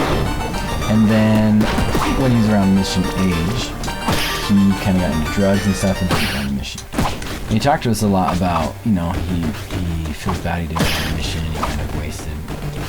He could have done a lot of good and he didn't. But when we knew him, he was with his girlfriend and he had a kid. And he was wanting to come back to church, and we helped him come back to church, helped him get his priesthood restored, marry his girlfriend, and then he was able to baptize her. And then I think the next year he baptized their daughter, and he was awesome. Like the time I knew him, he was changing a lot. He was really excited to help us, and he was really very eager. I'm like, he would have been a great missionary. But so anyways, this time we had to do, let's see, right, you can only do a split with remember the first, I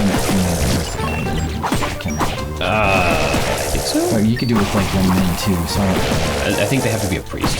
Anyways, after talking with him and an appointment with them, we kind of stayed a little late, and we had another appointment that was kind of somewhere else we were late to.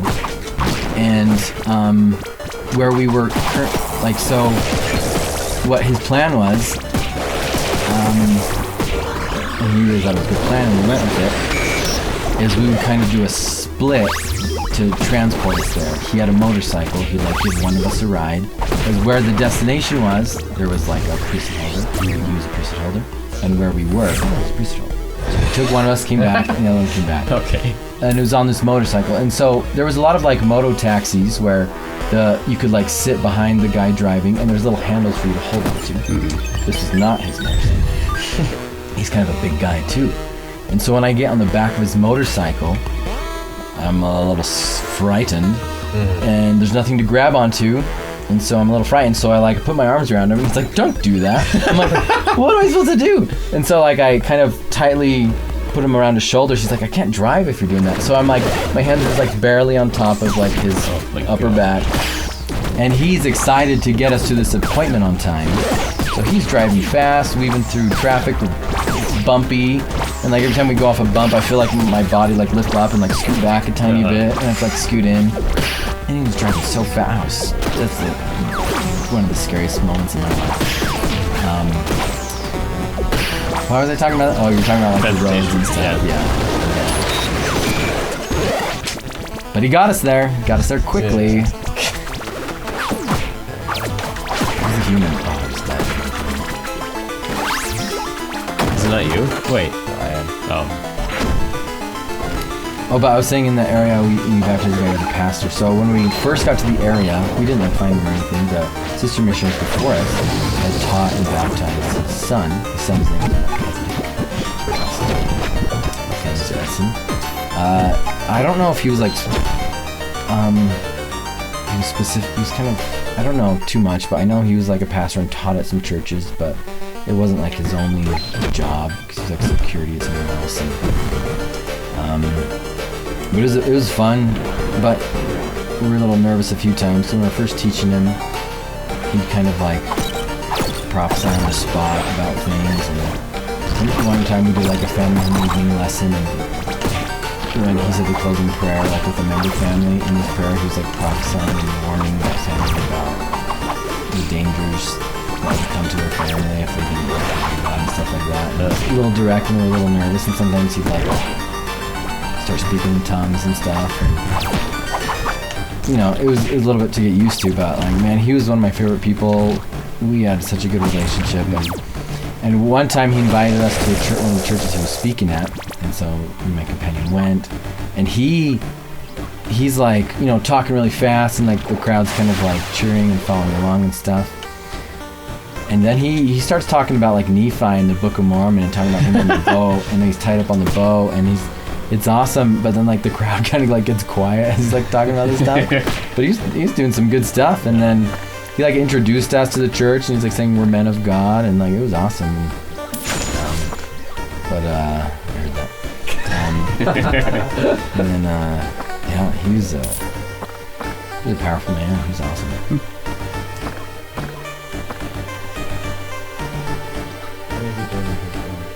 You must have picked up an item that every once in a while, it makes you stronger, or a weapon, but that's like the downside to it. I wonder if that's all those shields going around you. Yeah, you have like 2 floating shields. And an axe. Oh my gosh.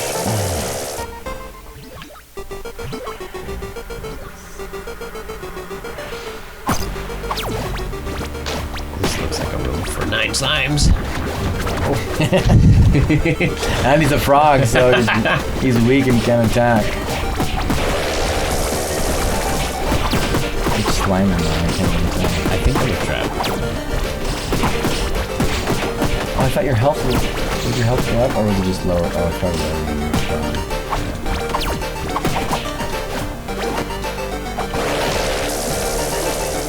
were. Is that floating thing?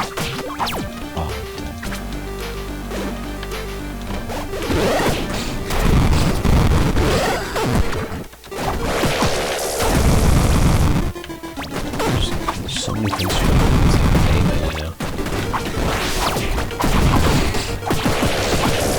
I want this. Oh, I don't think I got it.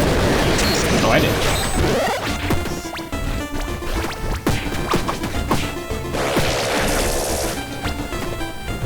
I'm just gonna see if there's any stories forgotten that I wanna good to mention.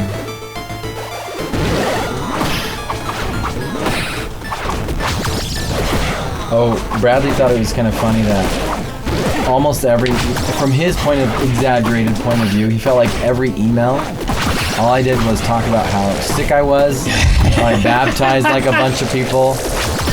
And I mean, when I look back at my emails, there's so many emails where it's like, we baptized this person and I'm sick again.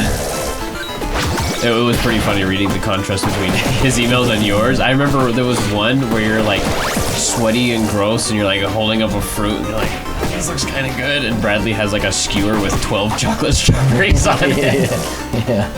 Yeah, our missions were very different. I've heard of like twins going to the same country but different missions, but ours were so different. Oh, here's a quote from one of my emails. Worms can eat my insides, but they can't eat my testimony.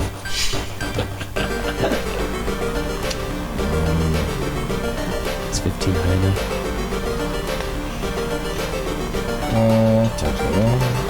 Let me check the shop.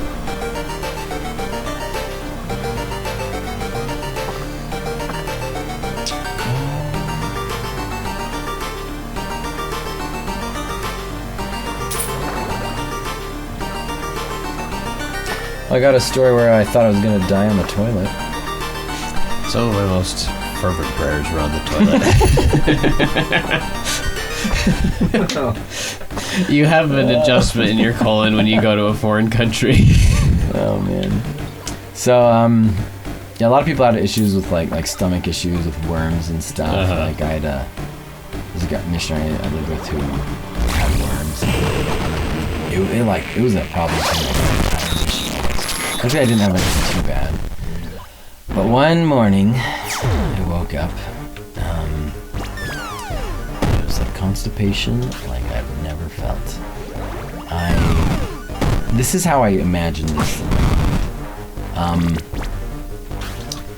The reason why I couldn't get this poop out of me was because it was bigger than the bones in my body. like you know, your pelvis, your pelvis has like an opening. Like female pelvises will have a bigger one for the baby to go through. Male opening of the pelvis is kind of smaller, more triangular. And like in my mind, the way it felt was like the reason why I couldn't get it out of me was because it was bigger than the hole in the bones of my pelvis. And that's how it felt. And so I was in the toilet for so long. It was hurting so much, and I'm like, my legs are just like shaking and stuff. And then nothing happened, so I like get up and I go back on my bed, and I'm just like laying on my bed for a while. Then I try again, and nothing happens. And I do this a few times. And I'm like kind of panicking a little bit, and I go to my companion, I'm like, go to the nearest member's house and get me something. And he's like, what do I get you? I'm like, I don't know. Get me something. And then he's like, okay. So he like ran off, and then I'm just back on the toilet. And I'm like, oh my gosh, it was so bad. And before my companion came, eventually,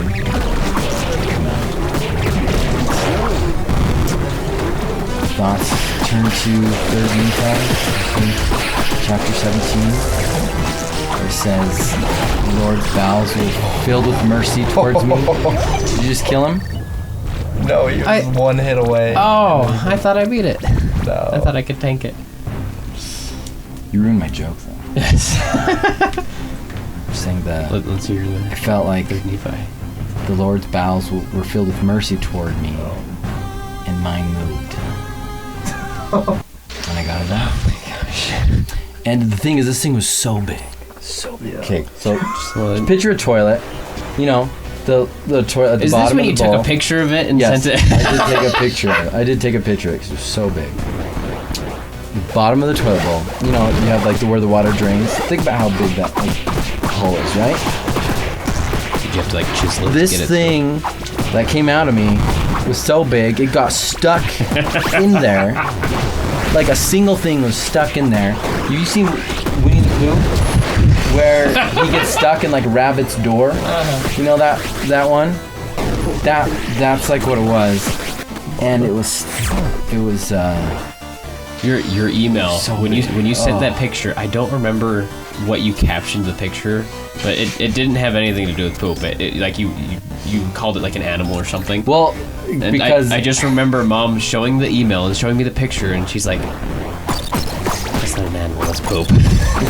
it's because just the way it looked like a little animal that was like stuck and it had like hind legs and tail. Just like the shape of it looked like a little animal to me.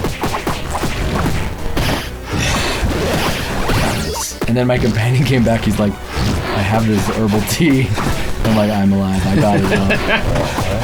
Well, you know, in ancient Hebrew culture, they thought that the emotion organ was the bowels, not the heart. Or maybe you just were filled with so much love on your mission. That's why the scriptures say like the bowels Yep, were moved. that's what, yeah. Or Your bowels are full of mercy. compassion. Yeah, because it doesn't say the bowels it's were like moved. saying, it's actually, the funny thing is that, so, you know, in English, we're used to the heart being the emotion organ. Yeah. Like that's where you feel your feelings. My wife's mission in Malaysia, it was the liver. So like in the Malaysian translation, whenever it talks about like your heart, mind, and strength, they change it to liver, mind, and strength. Oh, really? Yeah, because that's your emotion, that's your desire organ. So I wonder if like Hebrew ones, it's your colon, mind, and strength, bowels, mind, and strength. Okay, we need to wrap up, and it's probably a good time because we just finished another round, and the next round would take another 40 minutes or whatever. So, No, but when we're done, I want to play one round so I can actually like actually get into it. Let's see. How do you think the Savior feels about you serving a mission? I think he's like,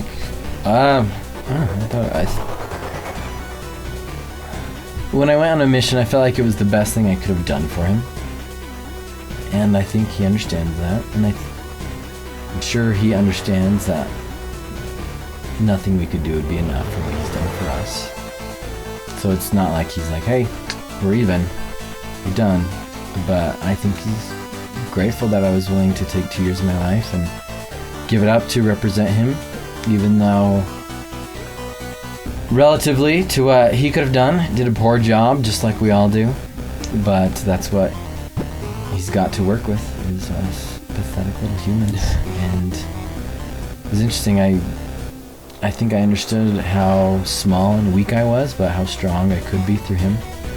And I think he's happy that I had that experience so I could gain that understanding. Because I know you can gain that understanding other ways, but I don't think I don't know if you can as effectively or in a short amount of time as going on a mission. And like I said, I don't know where I'd be without it. I don't know what kind of perspective I'd have, what choices I'd make, and I needed that experience to guide my life, because you think your mission's hard, wait till when you get back from a mission, then it gets hard. You think your savior paid you back for serving a mission, for making that decision? No, I'm just in more debt. I'm in more debt. Like, going on the mission is, you think you're like paying him back, but you're gaining more than anyone else you interact with. And then so you're just in more debt to him. And I think maybe that's part of why a mission's good. You just realize how much the Savior's done for you, and how much this life is better if you can give what you can to him. Could not agree more. Well, thanks both of you for being our guests. Mm-hmm. Yeah, it's fun. I love playing Crawl. Let's play one more time. quick one. We won't have a computer. So there is no such thing as a quick round of Crawl. Yeah. Okay, I'm gonna stop recording before we... Thanks for watching. Toodles. I don't even know where the camera is.